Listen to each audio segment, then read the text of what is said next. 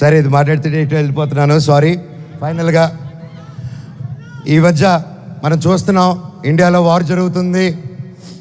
అలాగే ఒక ముఖ్య విషయం గమనించాను, మనందరం చాలామంది ఆడవాళ్ళు వంటింటికి మాత్రమే పరిమితం అనే మైండ్ సెట్లో ఉన్న ప్రతి ఒక్కరు 18 సంవత్సరాలకు అమ్మాయి వచ్చింది పెళ్లి చేసేద్దామని వెతికే ఈ రోజుల్లో ప్రతి ఒక్కరికి మిమ్మల్ని భయ్యా ఆలోచించే మిమ్మల్ని మీతోనే మాట్లాడుతున్నాను.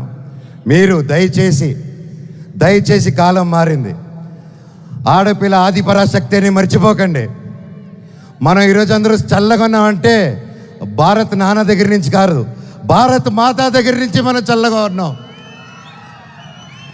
ఈరోజు మన ఇండియాని ముందుకు తీసుకెళ్లే వింగ్ కమాండర్ ఒక మహిళ, ఒక కలోనల్ ఒక మహిళ. వాళ్ళు భారతదేశాన్ని ముందు పెట్టి నడిచి తీసుకెళ్తుంటే మనకేమైందండి? ఈరోజు ఈ వార్లో ప్రతి ఒక్కరిలో 2 ఆడకూతురులు వచ్చేలా నిలబడితే నాకు అదే ఆనందం. మాకు కట్అవుట్లు, మాకు మాల్లు, మాకు బ్యానర్లు వద్దండి.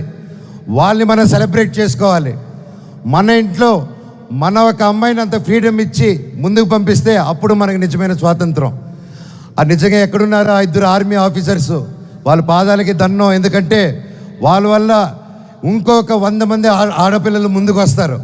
అలా చూసుకుంటూ ముందుకు వస్తారు. ప్రతి ఒక్కరు మన ఆడవాళ్ళకి సపోర్ట్ చేయాలి, వాళ్ళకి ధైర్యం నిలబడాలి, మనం వాళ్ళకి తోడుగా సపోర్ట్గా ఉండాలి తప్ప వాళ్ళని కిందకి లాగేసే పరిక్రమం అవ్వకూడదు. అందరికీ థ్యాంక్ యూ. ఈ సినిమా చూసి 30వ తారీఖు రిలీజ్ అవుతుంది భైరవం. ఈ సినిమా గొప్ప హిట్ అవుతుంది అని కోరుకుంటున్నాను. తమ్ముడు డైలాగ్,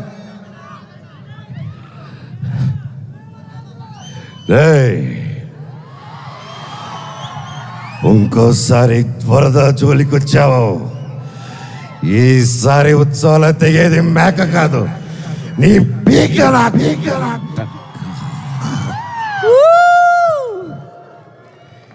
ఇప్పటిదాకా నేను తగ్గడమే చూశారు.